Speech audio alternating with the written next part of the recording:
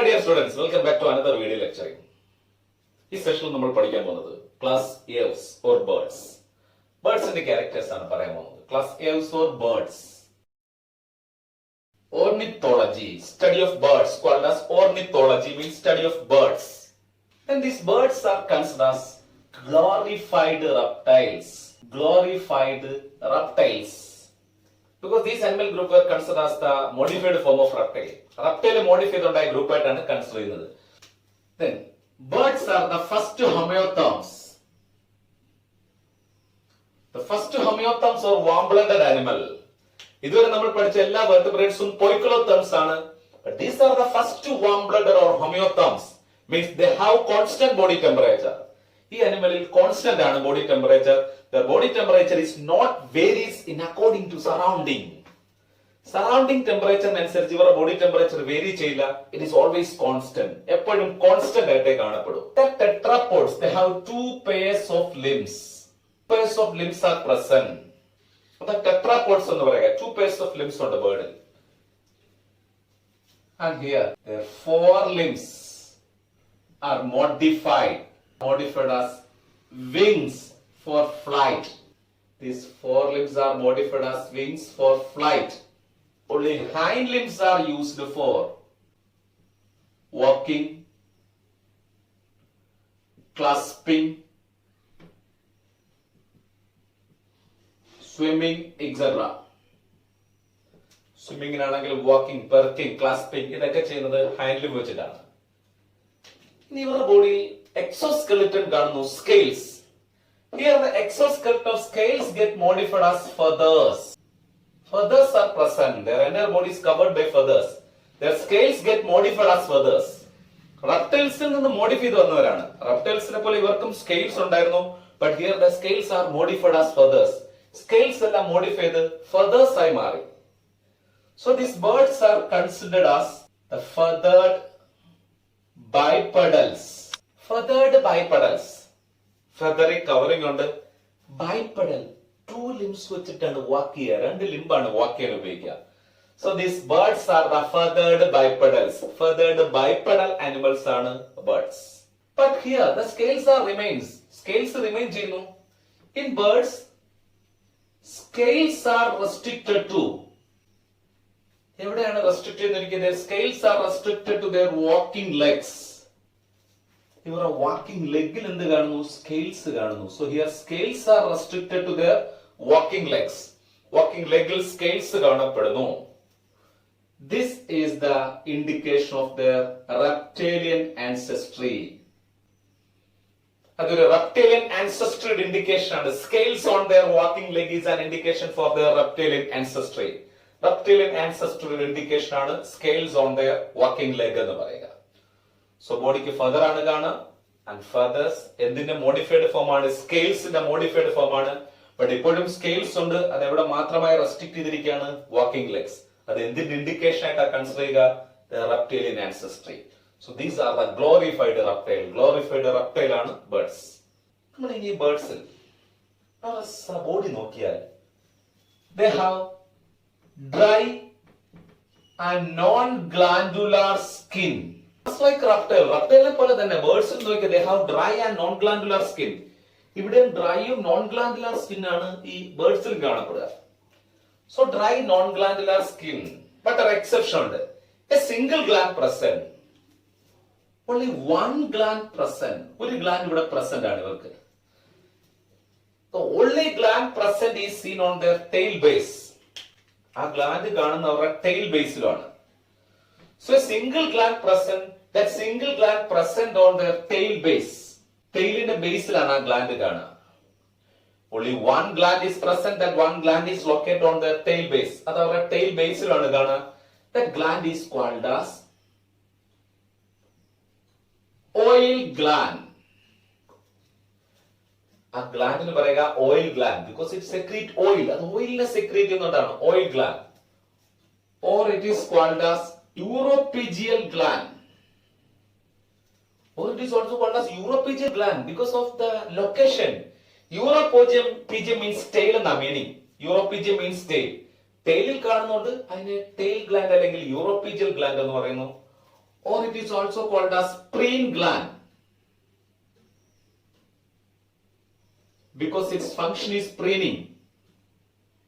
Preening means make their feathers oily. Feathers ഒക്കെ oily ആക്കി മാറ്റുക എന്നുള്ളതാണ് function. So preening function ചെയ്യുന്ന gland ആയതുകൊണ്ട് it is called as preen gland. So they have dry non-glandular skin, but only one gland is present on their tail base. ഒരൊറ്റ gland കാണുന്നു, അത് അവരുടെ tail base ലാണ്. This gland is called as oil gland, or it is called as Uropygian or preen gland. It is the only gland present on their tail base.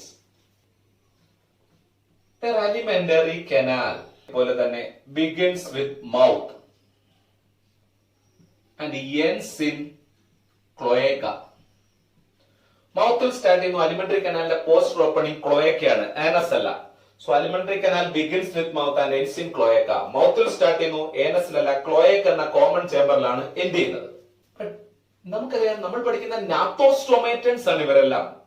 Fishes, ആംബിബിയൻസ്, reptiles, birds, mammal വരെ നാത്തോസ്റ്റോമേറ്റ. നാത്തോ means ജോ, stoma mouth. മൗത്തിനെ guard ചെയ്ത് ജോ ഉള്ളവരാണ്. ബേർഡ്സിൽ അങ്ങനെ ജോ ഉണ്ടോ? ഇത് bird ആണെങ്കിൽ ഇവർക്ക് ജോ ഉണ്ടോ എന്ന് ചോദിച്ചാൽ, here the jaws are modified as beak. jaws എന്തായി മോഡിഫൈ ചെയ്തു? here the jaws, upper and lower jaws are modified as beak. jaws beak ആയി മോഡിഫൈ ചെയ്തവരാണ്. and they have edentulous beak. edentulous beak means teethless. teeth absent ആണ്. ബേർഡിൽ ഡെന്റിഷൻ ഇല്ല, teeth is absent. So jaw modified ആണ് teeth, ആ ജോയിൽ teeth ഇല്ല. So edentulous beak ആണ്. ഇനി നമ്മൾ കുറെ ഡൈജസ്റ്റീവ് സിസ്റ്റം എടുത്താൽ, സാധാരണ ആനിമലിൽ ഡൈജസ്റ്റീവ് സിസ്റ്റം പറയുമ്പോൾ mouth, buccal cavity, pharynx, oesophagus, stomach, intestine, anus, അങ്ങനെ പോവാണ്. But here in their digestive system, two additional chambers are seen in their digestive tract. Our digestive tract രണ്ട് additional chambers കാണുന്നു. They are, നോക്കാം, one is the crop. And additional chambers present are digestive tract crop. Another one is the grinding organ gizzard. So two additional chambers are seen in their digestive tract. അവരുടെ digestive ട്രാക്റ്റിൽ രണ്ട് additional chambers present ആണ്. So two additional chambers are seen in the digestive tract called as crop and gizzard. This crop is for the storage of food, ഫുഡിനെ store ചെയ്യും. This gizzard for grinding of food, ഫുഡിനെ grind ചെയ്യാനും helpful ആണ്. So two additional chambers are seen in the digestive tract are crop and gizzard. Crop for the storage of food and gizzard for grinding of food. Then in birds like a pigeon പോലുള്ള bird എടുത്താൽ,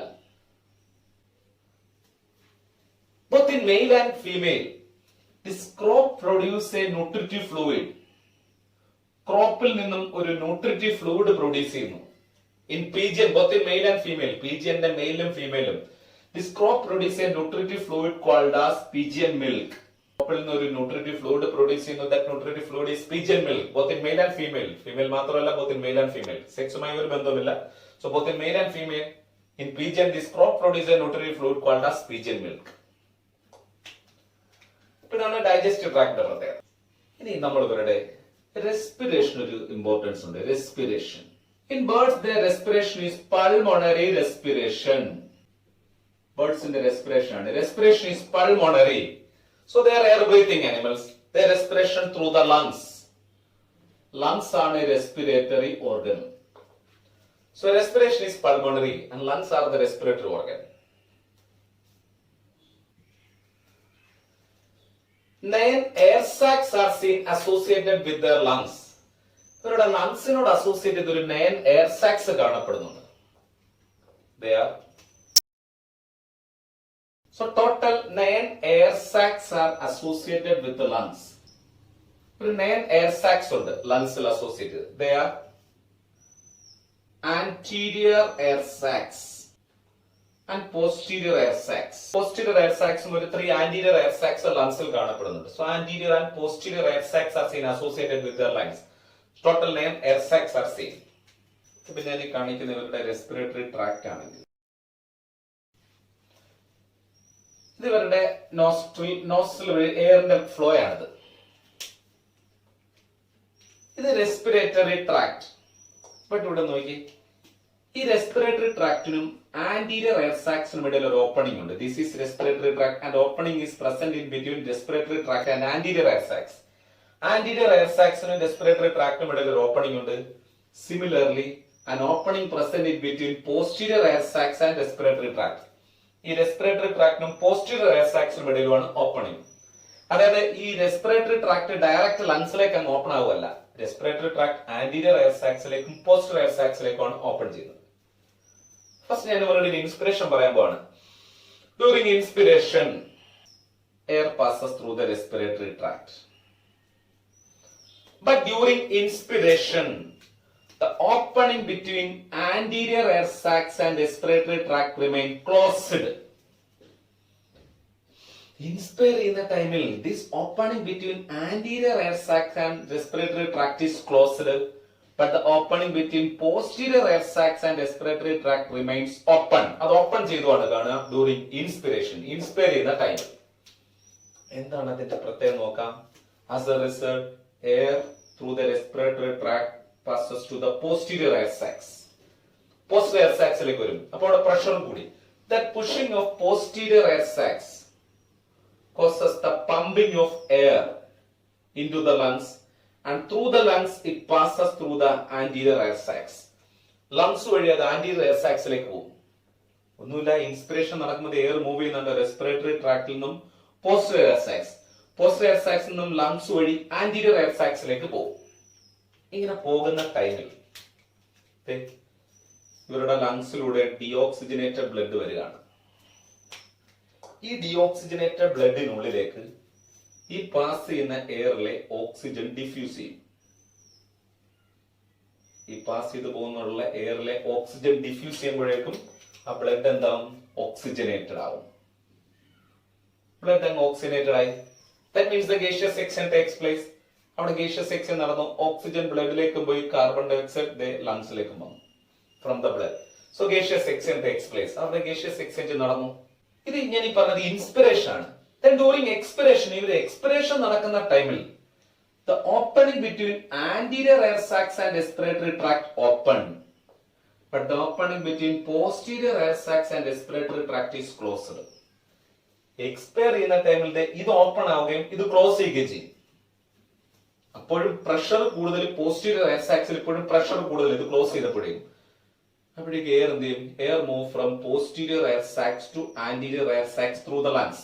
അത് തന്നെ ഇങ്ങനെ വന്ന് അങ്ങ് പുറത്തേക്ക് പോകും. That means expiration ടൈമിലും എയർ മൂവ് ചെയ്യുന്നത് എങ്ങനെയാണ്? From posterior air sacs to anterior air sacs through the lungs. അപ്പോഴും ലങ്സിലേക്ക് ഈ ഒരു ഡയറക്ഷനിലേക്കാണ് എയർ ഫ്ലോ ചെയ്ത്. അപ്പോഴും ഓക്സിജൻ എവിടേക്ക് ഡിഫ്യൂസ് ചെയ്യും? ബ്ലഡിലേക്ക്. അപ്പൊ ബേർഡിന്റെ പ്രത്യേകതയാണ്, ഇൻസ്പിറേഷൻ ആണെങ്കിലും എക്സ്പിറേഷൻ ആണെങ്കിലും എയർ ഫ്ലോ ചെയ്യുന്നത് ഒരു ഡയറക്ഷനിലാണ്, from posterior air sacs to anterior air sacs. So നമുക്ക് ഇവരുടെ എയർ ഫ്ലോ പറയുക unidirectional air flow during inspiration and expiration. എക്സ്പിറേഷനും ഇൻസ്പിറേഷൻ തമ്മിൽ ഒറ്റ ഡയറക്ഷനിലാണ് എയർ ഫ്ലോ ചെയ്യുന്നത്. ഓക്കെ, അതുകൊണ്ട് തന്നെ ഇൻസ്പയർ ചെയ്യുമ്പോഴും എക്സ്പയർ ചെയ്യുമ്പോഴും എല്ലാം ഗേഷ്യസ് സെക്ഷൻ നടക്കും.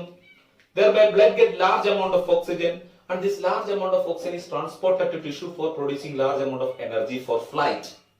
It is a flight adaptation. So ഇങ്ങനെ എയർ സാക്സ് കാണുന്ന അവരുടെ ഫ്ലൈറ്റ് അഡാപ്റ്റേഷൻ ആണ്. എയർ സാക്സ് ഉള്ളതുകൊണ്ട് അവരുടെ റെസ്പിറേറ്ററി എഫിഷ്യൻസി കൂട്ടി കൂടുതൽ എനർജി പ്രൊഡക്ഷൻ നടക്കുന്നു. ഫ്ലൈറ്റിന് കൂടുതൽ എനർജി വേണ്ടതുകൊണ്ട് കൂടുതൽ എനർജി പ്രൊഡക്ഷൻ പോസിബിൾ ആണ്.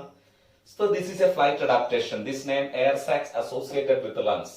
ആ എയർ സാക്സ് ഉള്ളതുകൊണ്ടാണ് അവരുടെ റെസ്പിറേറ്ററി എഫിഷ്യൻസി കൂടിയതും ഒരു എഫിഷ്യന്റ് ആയിട്ടുള്ള റെസ്പിറേഷൻ ബേർഡിൽ നടക്കുന്നത്. Okay, so this is a flight adaptation. Air sacs കാണുക എന്നുള്ളത് ഒരു ഫ്ലൈറ്റ് അഡാപ്റ്റേഷൻ ആണ്. Next is their circulation. Circulation closed type and 4 chambered heart present. Crocodile മുതലുള്ള എല്ലാ അനിമൽസിലും 4 chambered heart ആണ്. സോ 4 chambered heartഉം ഇവിടെ പ്രസന്റ് ആണ്. Circulation is closed at 4 chambered heart present in bird circulation. Then complete double circulation.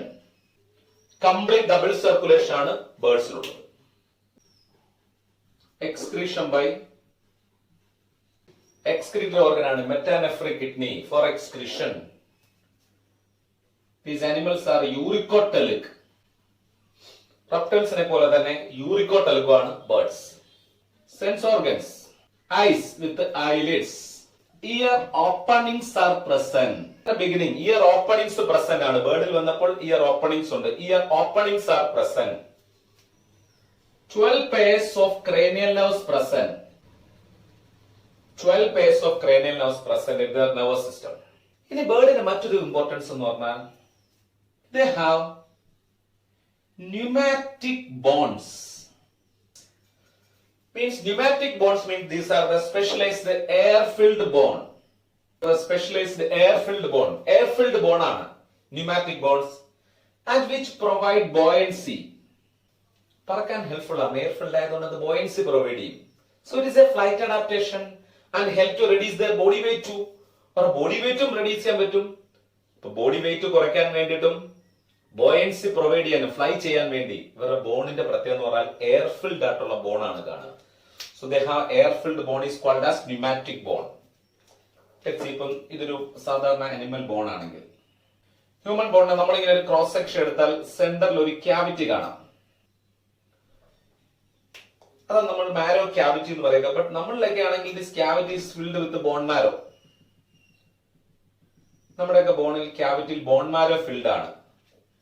But ഇവിടെ അങ്ങനല്ല. This cavity is hollow. This bone marrow is absent. ക്യാവിറ്റിയിൽ ബോൺ മാരോ ഇല്ല. കുറച്ച് ഫൈബേഴ്സ് ഒക്കെ ഉണ്ട്, കൊളാജൻ പോലുള്ള ഫൈബേഴ്സ് ഉണ്ട്, but bone marrow is absent. And instead bone marrow this cavity is filled with air. ആ ക്യാവിറ്റിയിൽ എയർ ഫിൽ ചെയ്ത കാണാം. Such air-filled bone is called as pneumatic bone. The specialized air-filled bone ആണ്. This specialized air-filled bone is called as pneumatic bone. It helps to reduce their body weight. Then it provide buoyancy. Thereby it is a flight adaptation. അതവർക്ക് പറക്കാൻ എളുപ്പമായി മാർഗം ചെയ്യും. So ഒരു flight adaptation ആണ് pneumatic bones. Specialized character of these birds. ഇതിന് ബേർഡിൽ മറ്റൊരു പ്രത്യേകത, sound is produced by, they have sound producing organ called as syrinx. Syrinx is the sound producing, റൊസോനപേടക അല്ലെങ്കിൽ സൗണ്ട് പ്രൊഡ്യൂസിംഗ് ഓർഗൻ പറയുക. syrinx is the sound producing organ in birds. ബേർഡിന്റെ sound producing organ ആണ് syrinx എന്ന് പറയുക. Fertilization is only internal. Reproduce sexually, fertilization is internal. Development is only direct. No larval stage. Development is direct. Oviparous animals, എല്ലാവരും egg laying ആണ്, മുട്ടയിടുന്നവരാണ്. oviparous animals, they have macrolethal and cladoid egg. റെപ്റ്റൈൽസിനെ പോലെ തന്നെയാണ് മാക്രോലെസീത്തലും ക്ലീഡോയിഡ് എഗ്ഗുമാണ് കാണുക. They have macrolethal and cladoid egg. These are the general characters of the class Aves or birds. ഇത്രയുമാണ് Avesന്റെ general characters എന്ന് പറയുക. Okay. Next is examples of birds. Birds are two types. Birds are flying birds and flightless birds. Flight birds ഉണ്ട്, flightless birds ഉണ്ട്. Flying birds, നമുക്കറിയാം flying birdsന് examples പഠിക്കാം. Flying birds, or that group is called as Carinatae. Flying birds or Carinatae, that group is Carinatae, flying birds. And they have flight adaptation. Flying birds എടുത്തു കഴിഞ്ഞാൽ അവർക്ക് flight adaptations ഉണ്ട്. നോക്കാം എന്തൊക്കെയാണ് ഈ flight ബേർഡുകളുടെ flight adaptations എന്തൊക്കെയാന്ന് നോക്കാം. Flight adaptations have streamlined body. Streamlined body ആണ്. അപ്പൊ എയർ റെസിസ്റ്റൻസിനെയൊക്കെ പെനിട്രേറ്റ് ചെയ്ത് മൂവ് ചെയ്ത് പോകാൻ പറ്റും. Streamlined body. Forelimbs are modified as wings for flight. Forelimbs occurrence of specialized flight muscles. Specialized flight muscles present ആണ് for flight. Air sacs in lungs. Lungsൽ air sacs കാണുന്നു. മറ്റൊരു flight adaptation ആണ്. Air sacs in lungs. Pneumatic bones. Air-filled bone. These air sacs and pneumatic bones provide buoyancy. അത് പൊങ്ങുന്നതിനൊക്കെ helpful ആയി മാറുകയും buoyancy provide ചെയ്യും. In females, right ovary, right oviduct, urinary bladder, etc. are absent for reducing their body weight. Body weight reduce ചെയ്യാൻ right ovary, right oviduct, urinary bladder ഇതെല്ലാം absent ആണ്. For reducing their body weight, it's a flight adaptation. So these are some flight adaptations of flying bird or Carinatae. Okay. Then examples. Corvus or crow. Corvus or crow. Columba or pigeon. Pavo, peacock. Neophron or vulture. Then Psittacula or parrot. These are the examples of flying birds. ഇതെല്ലാം flying birds in example ആണ്. Next is flightless birds. Or ratite. Flightless birds or ratite. Flightless birds or ratite. നോക്കാം flightless birds അല്ലെങ്കിൽ ratite examples നോക്കാം. Struthio or ostrich. Apteryx or kiwi. Smallest flightless bird. Apteryx or kiwi.